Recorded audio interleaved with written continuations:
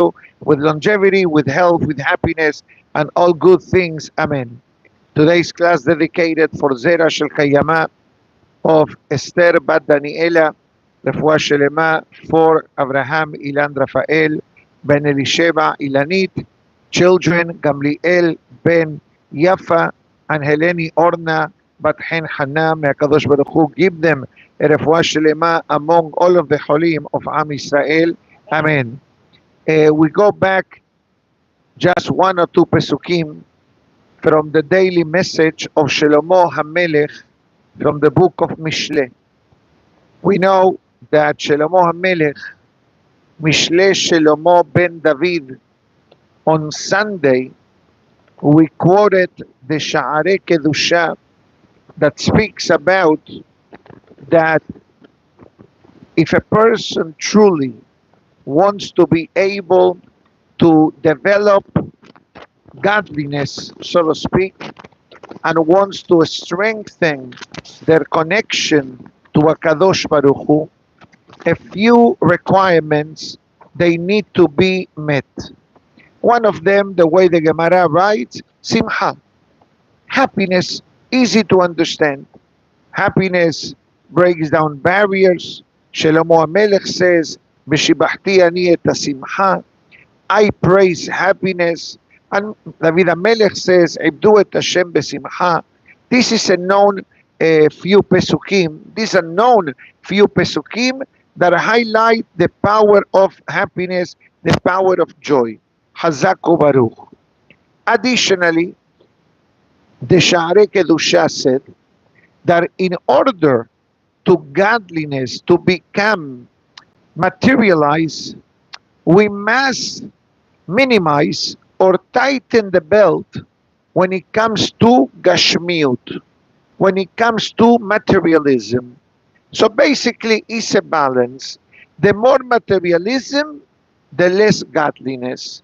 The more godliness, the less materialism a person needs. That's the reason the famous Mishnah says, "Ezehu ashir asameach bechelko." If you are happy with the beracha that HaKadosh Baruch Hu gives you, and you enjoy the beracha that you have, instead of worrying on what you don't have, or worrying how come somebody else's have and I don't have, that has a direct impact in our emunah with HaKadosh Baruch Hu.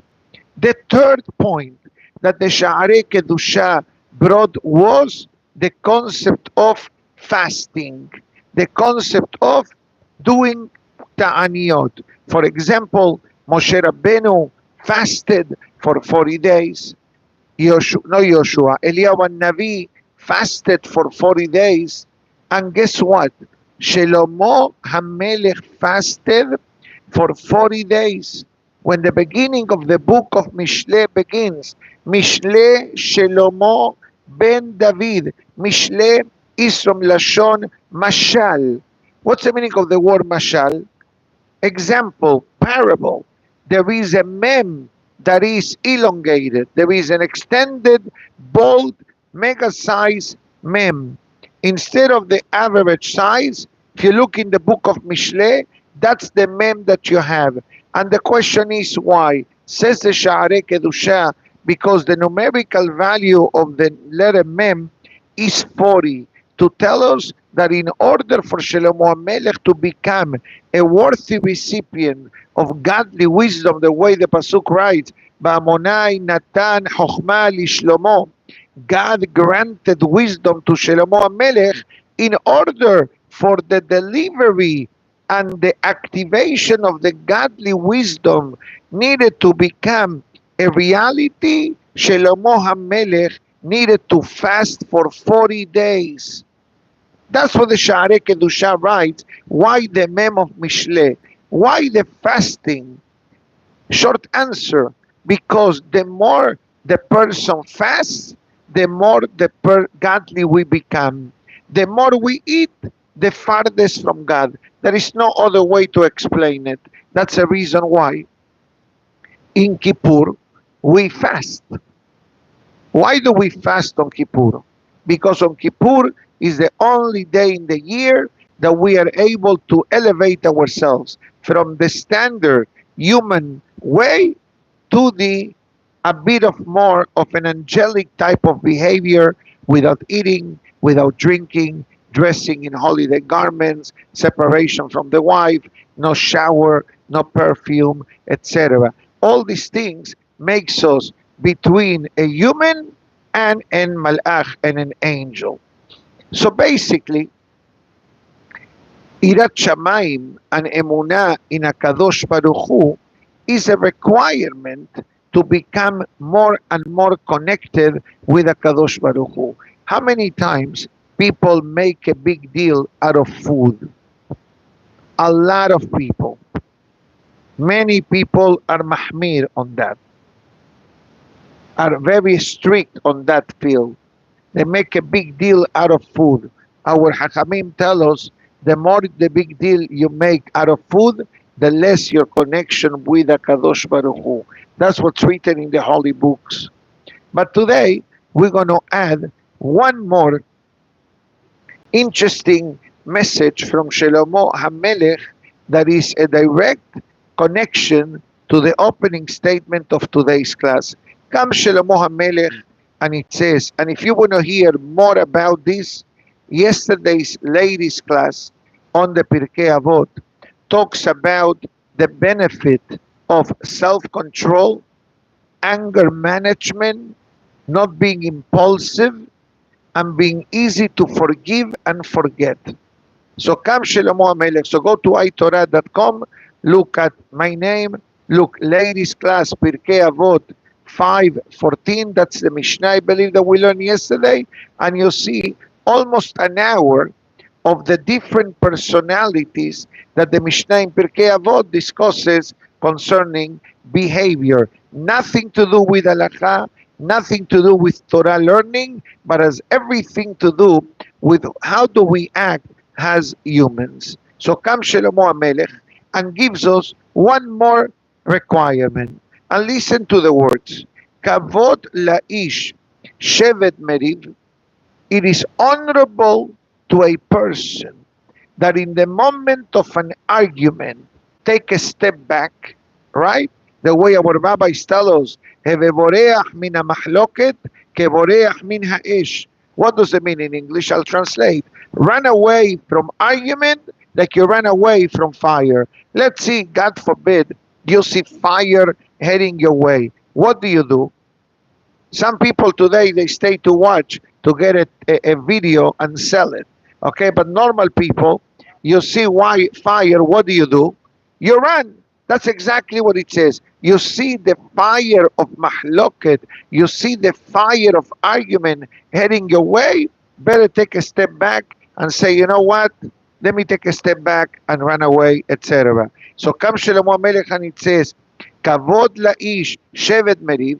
It is honorable to the person to take a step back in the moment of argument. Bechol evil itgala.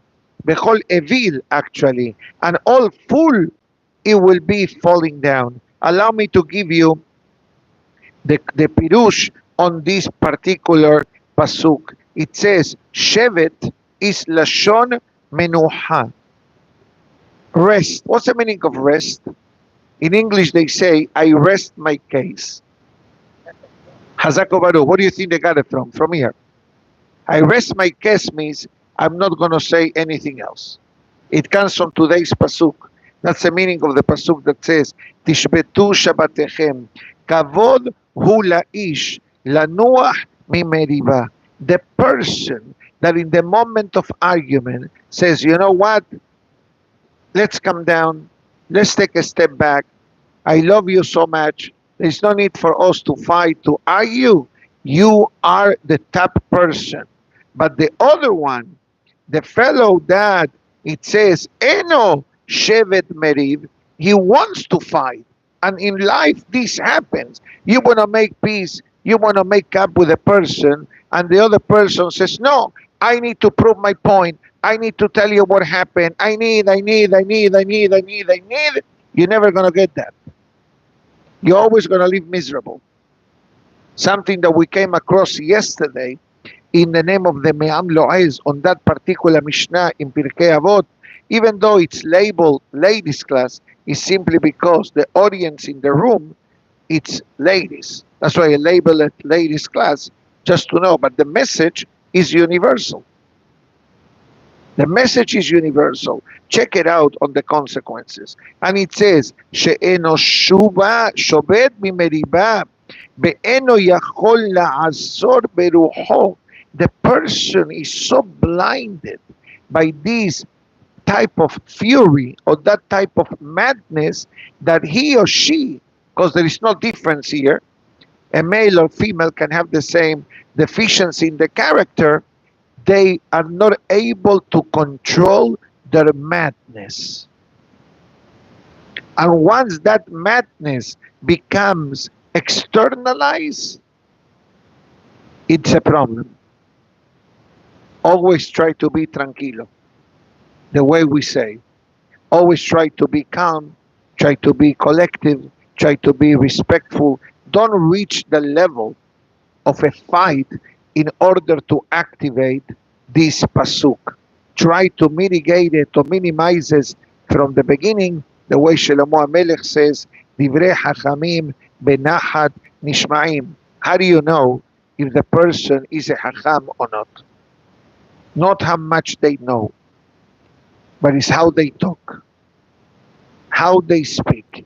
If they speak benachat, they speak proper, respectful, calm, they are Hachamim, because they are in control of their emotions. So the question is, who control who? Does the emotions control the person, or the person is able to put self-control on the reactions? That is something that nobody can answer but the person themselves. Yodea Sadiq Nefesh Behemto, Shlomo HaMelech says. Each person knows who they are and the essence of their personality. Beautiful. One more. Rav Adam יקרא איש חסדו, באיש אמונים מי ימסר. Very deep pasuk. We all have friends. We have more acquaintances than friends, perhaps. Acquaintances is, yani, you know somebody. I know. Is the person a real friend or not? I cannot answer. Each person can answer that question. So comes Shlomo HaMelech and it says, Harbe bene Adam, many people have a lot of friends, and they believe that the friend would be the rescue when situations come our way. And it goes further and it says, and they call them, and many say, I can't. I'm not available. I love to help you, but I'm traveling that day. This refers, you know where this is brought down? This is brought down in a commentary in the Pirkei Avot. I'm 98% sure that talks about what does it mean, God forbid, when a person is called out to HaKadosh Baruch Hu. So it says the person has 3 friends. You have 3 friends. You get a summon to meet the king. You call your best friend and you say to him, I have a court appointment. Can you come with me? What the person says, I can't. I'm not available that day. I'm flying out that day. Okay. You call the next best friend. Friend number 2. Can you call me? Can you come with me? And the friend says, I can only give you a ride, but I cannot come with you into the courthouse. And the lowest, yani the 3rd friend, the one that usually is not number 1 or number 2, he tells you, what's the problem? With pleasure. I'll give you a ride and I'll take you. I go in with you and I will go out with you. This is the mashal. What is the nimshal? What is the parable of this example? So the commentary in the Pirkei Avot says that when a person leaves the world, the money, in theory, is the best friend of the person. Some of you are tzaddikim and maybe don't have this nisayon, but when it comes to money, money sometimes becomes more important than family. If that will not be the case, I will not have family feuds because of money. All right? So let's be honest, let's put the cards on the table. So when the person leaves the world, the best friend called money tells the person, I cannot go with you. I'm staying in the bank. I'm staying in the safe deposit bank. I'm in the investment. So the money that you work so hard for it is telling you goodbye, Charlie. The next best to the money is your family. The family says, we escort you up to the grave. We don't go down with you. It's like the friend who gives a ride to the courthouse and doesn't go in. The third friend is the Torah, the mitzvot, and ma'asim tovim, that many times may not be on the priority list of the person, but sooner or later they become the only connector to HaKadosh Baruch Hu. What the Torah and the mitzvot says to the person, do not worry, I go in with you and I go out with you. So says Shlomo HaMelech, Ish emunim, you know who is your best friend? Mi imsa. When you have a need, when you are in trouble, or something abnormal, it's happening, and this person says to you, I'll be in with you, I will hold your hand, we're going to do it together. This is your best friend. Now I'm going to repeat the question. How many friends like this do we have? Don't answer, because I'm afraid that the answer will be between 0 and 2, or 5 maximum. That's what Shlomo HaMelech says. Hazako Baruch. If you lucky to find up to 5. Powerful statement of Shlomo HaMelech. Magnificent. Okay. Let's switch the topic now. Powerful. I like it. Today's Gemara discusses marrying, helping orphans to get married. It's obviously a mega mitzvah. Achnasat kala, to marry, to help a bride or a groom.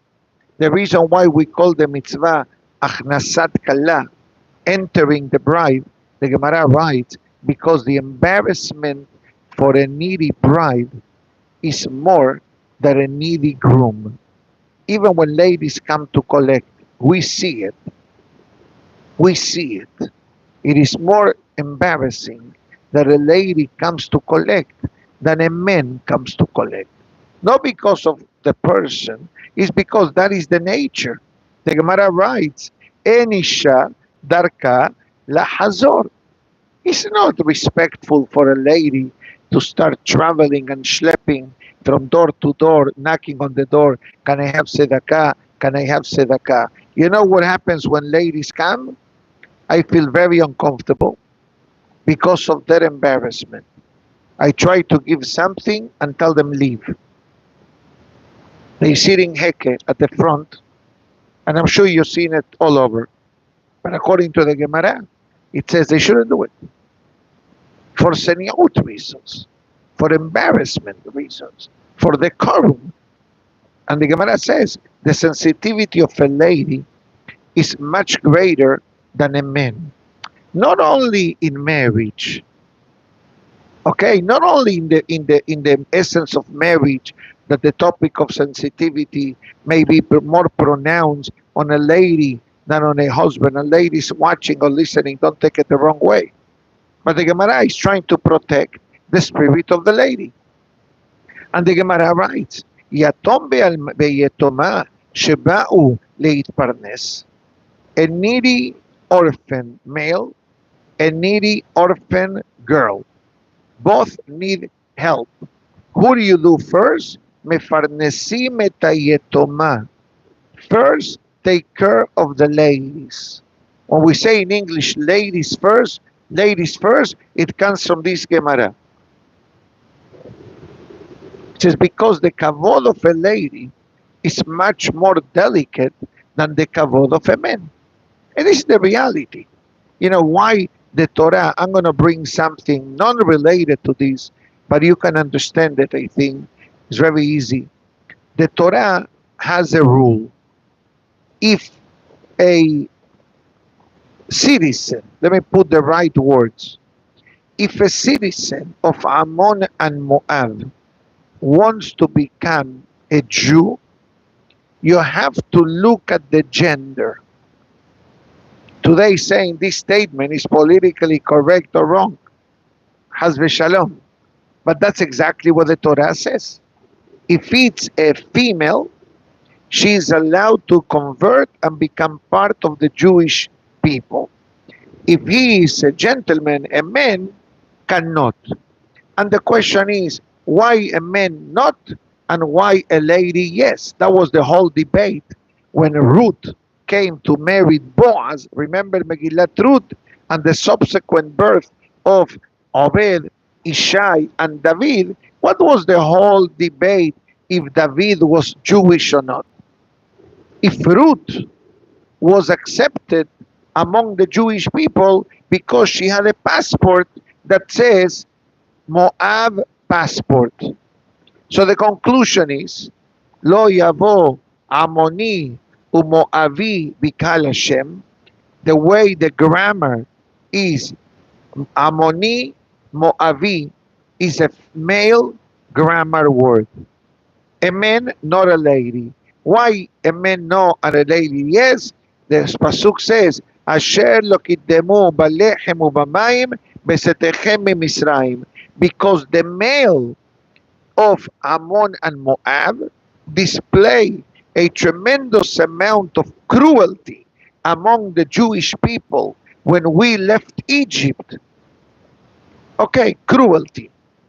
Cruelty is a deficiency in the character of a person that is completely the opposite of what a Jew is.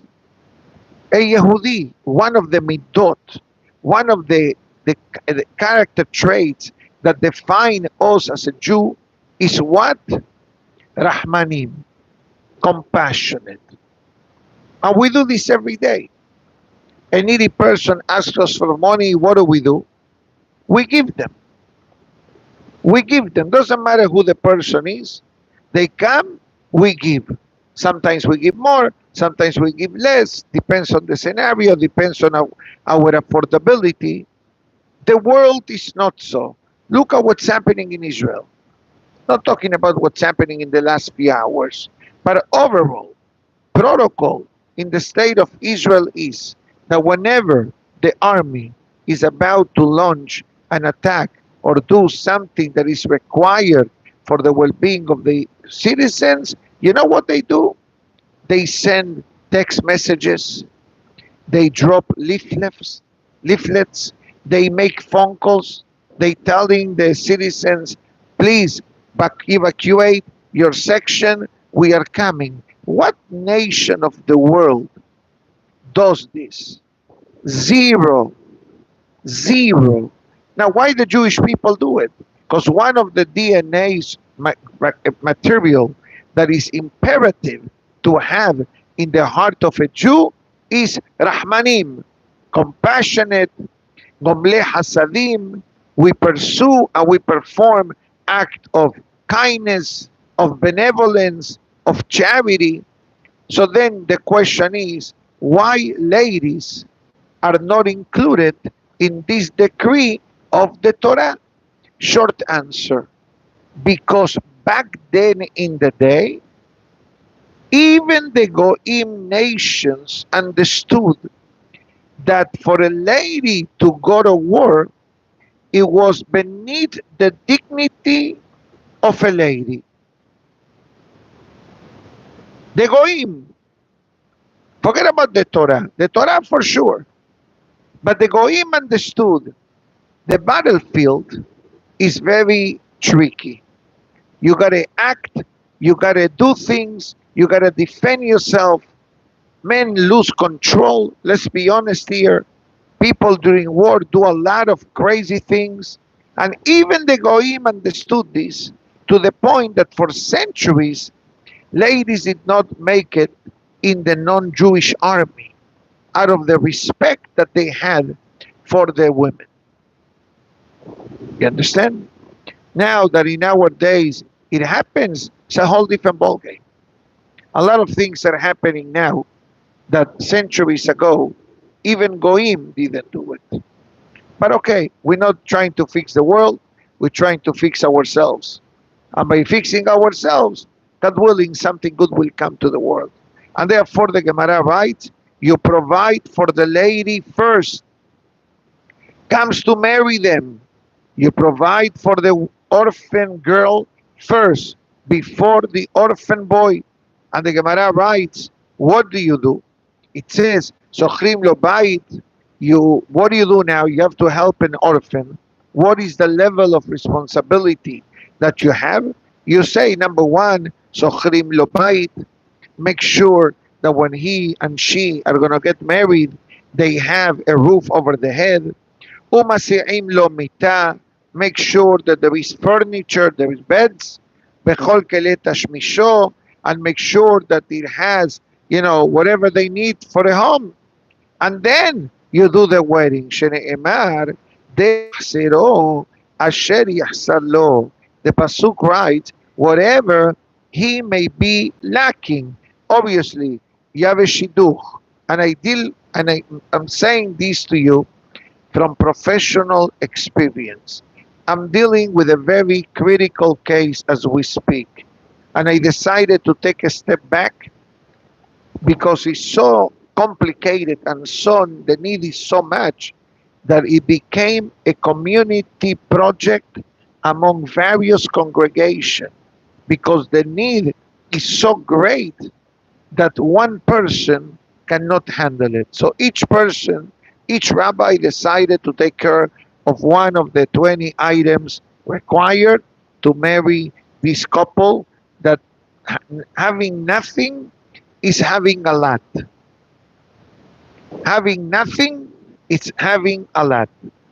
Unless you hear these cases, you don't really understand or believe even that in the 21st century, it could be such a level of poverty and not far from here.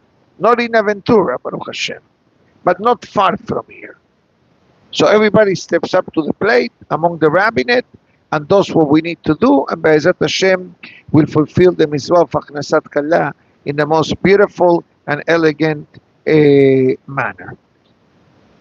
Now, the Gemara discusses how a person also should not be very, how do I say this in English? The word is not fancy, because there are people that are fancy, but excessively delicate. In Venezuela, there is a word, slang word, cifrino. And you know what that is? How do you say that in English?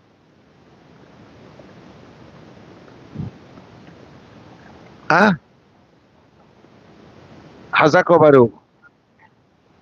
Thank you. So, a show off, maybe. Thank you. And if it's not a certain way or a certain style, it's not good. Can you relate to that? Yani, let's say that I give you, take coffee from there. No, I only take Nespresso. Nothing wrong with Nespresso, don't get me wrong. But the synagogue doesn't have Nespresso. The synagogue has instant coffee, you see Folgers, Nescafe, and the percolator. You want Nespresso? I'll make a mishaberach for you. I will bring an espresso machine, and you sponsor for a whole year the capsules, then you're going to have an espresso. But can you imagine, excuse me, a person that lives this lifestyle? If it's not Nespresso, it's not good for me. If it's not this type of cut of meat, I don't touch it. If it's not this type of organic thing, I don't eat it. Guess what? What kind of budget, let's put it, number one, can this person has?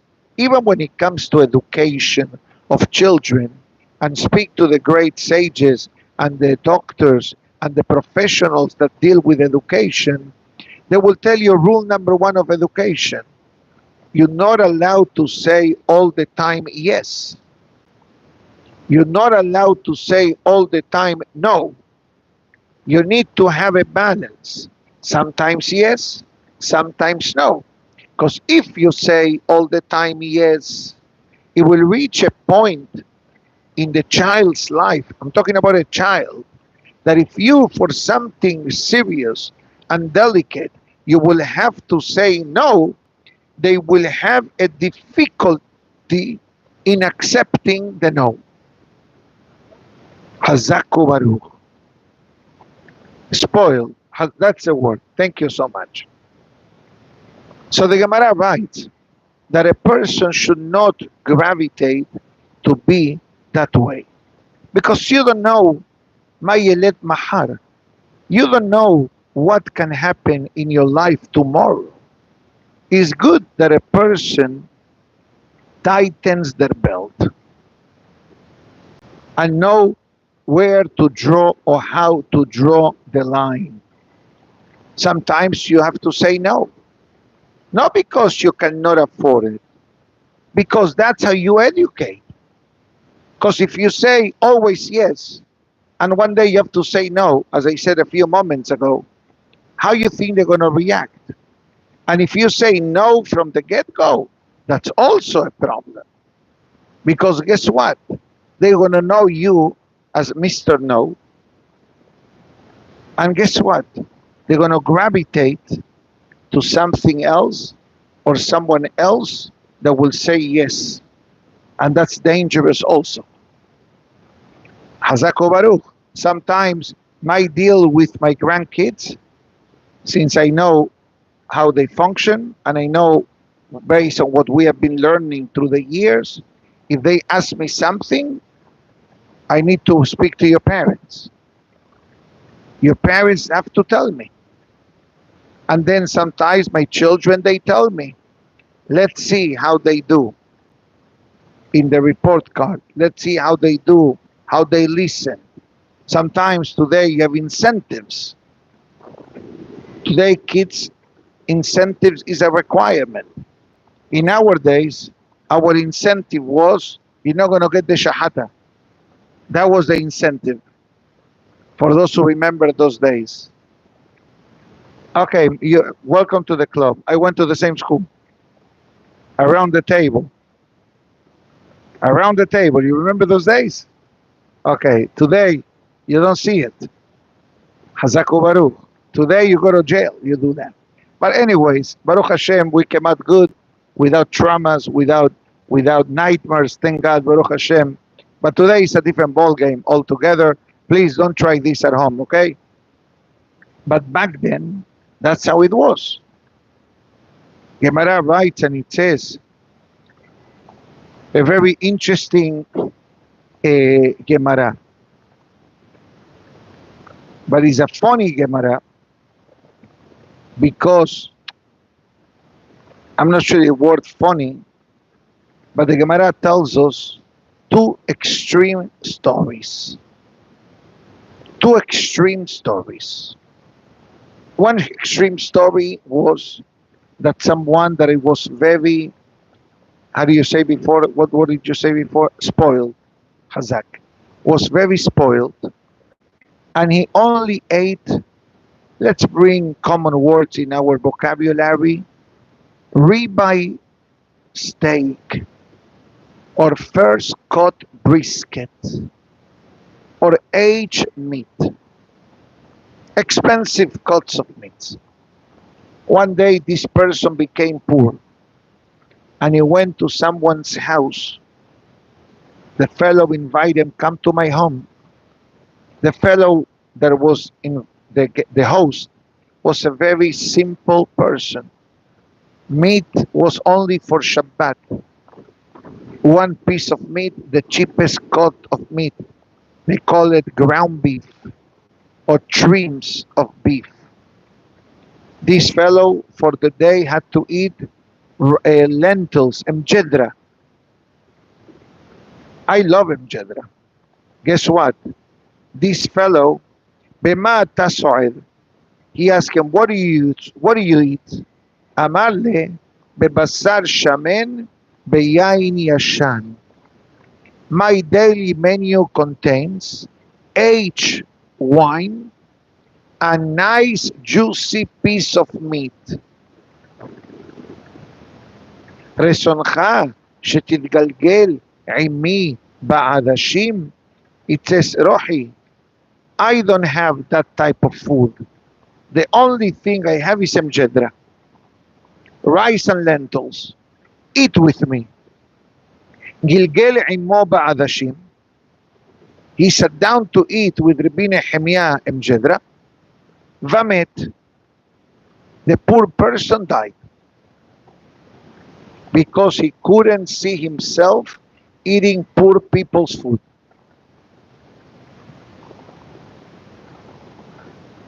Don't ask me how, but that's the language of the Gemara.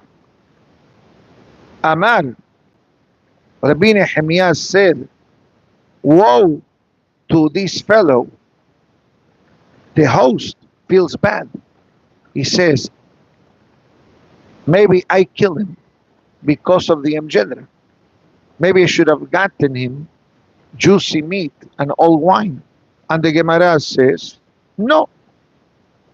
Ihu garam le'atzmo lemita delo iba'ile lefanu kenafshe kulehai.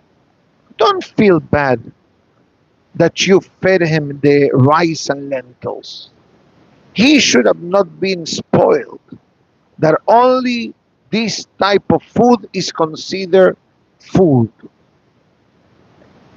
I know that this case to many may sound a bit extreme, but I think that the message of the Gemara is telling us not everything that is available, you should go ahead and do it. You can say many things. Tighten the belt, save for a rainy day, don't be so spoiled, don't become a cifrino, don't be wasteful.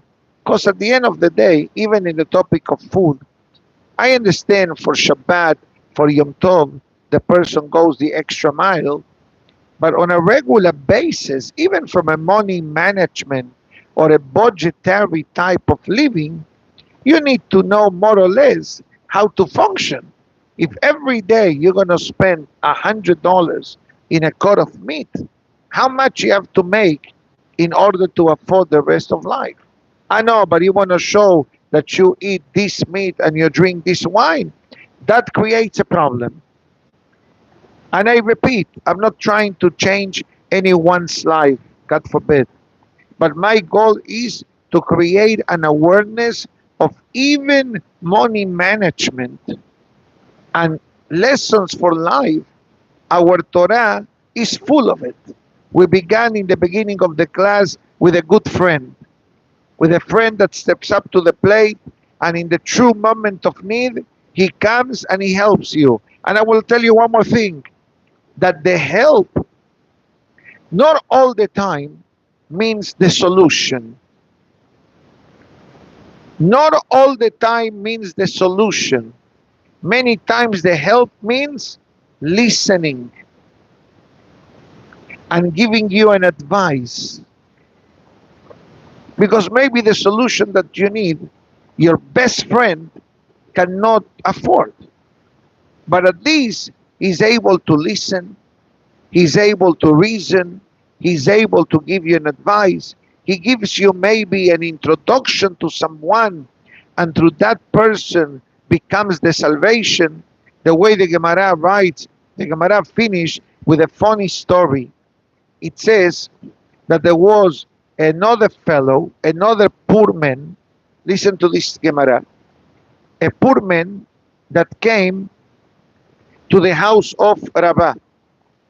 And Rabbah, as a Ben Adam, great rabbi, says, Bama ata so'ed. What's your usual menu? It says, the poor man says to Rabbah, Betarnegolet petuma beyain yashan. I eat stuffed Cornish hen or capon and aged wine. Another spoiled guy. Amar le Rabbah. Rabbah says, Velo hayash leduhaka de sibura. Having such expensive taste bud, don't you think on the money of tzedakah? If a poor person comes to you and it says, I need to eat, you don't have to pay him $150 meal in a restaurant. You give him $20 or $15, I'm generous. And if you want to be more generous, less generous, give him $12. Let him buy let's say, a ready-made sandwich, ready-made, egg, tuna, deli, right? With a bottle of water, a fruit, and you did great. You don't have to give him, go to the fanciest restaurant in town. So Amarle, look at this poor man. He says to Rabbah, Atu mediduka achilna. You think that you are the one sustaining me? Midrahamana ka achilna. God is feeding me through you. Look at the wise guy telling the rabbi how to make a sales speech. The Tanina, and now he gives a drasha. Ene kolelecha yesaberu. The eyes of everyone are hoping for you, are relying on you. Hashem, be'ata noten lahem et ochlam be'ito. And you give them the food at his proper time. Why doesn't, if the pasuk says, Ene kol, the eyes of everyone, why the verse at the end says be'ito, in his time? Why don't you say be'aitam, in their time? Melamed shekol echad ve'echad noten HaKadosh Baruch Hu parnasato be'ito. Be'ito means in the time of God. God decides when the beracha will be delivered to you. It's like I was telling someone yesterday, was telling me a quick story, and I told the person, at the moment that God decides that the couple will get married, that's when they will get married. Don't try to be so exacting and so perfectionist, and don't lose control of yourself if things don't go as planned, especially in a wedding, because there is a moment when the wedding must take place. Sometimes could be 5 minutes later. Sometimes could be 5 minutes earlier. The main message was, go with the flow. It's a very special moment. It's a very holy moment. Don't ruin it because you want to be Mr. Perfect or you want to be perfectionist. Go with the flow. Adeachi, while in the meantime that this poor man is giving the spiel to Rabbah by telling him, Rabbi, I know how it works. Listen to this. Atai ahate de Rabbah. The sister of Rabbah came to visit him unexpectedly. The lo hazialet elisar sheni, that did not see him 13 years. 13 years, brother and sister did not see each other. No text message, no WhatsApp, no FaceTime, Gurnish. So there was no prior knowledge, I'm coming. She appears. And what does she bring? Atiale, Tarnegola Petuma Beyain Yashan. She brings as a gift to her brother the stuff capon with aged wine, the same food that the fellow said to him a few moments ago. It says, I don't understand. She comes at the moment that this poor person is telling me about the way he eats, and she brings exactly what he's saying. Amar le, Rabaz says to the poor, Na'aneti lach. It says, God sent you the blessing, kum echol. Go and eat. But this is a miracle.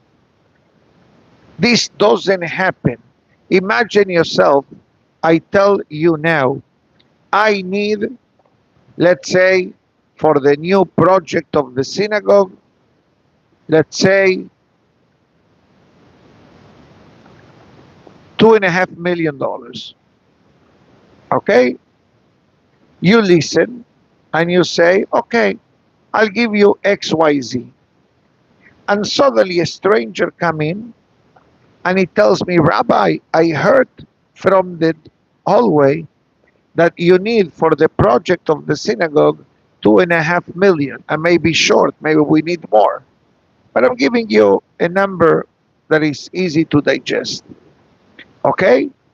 And somebody stranger comes in and he says, I heard that you need, how do you want it?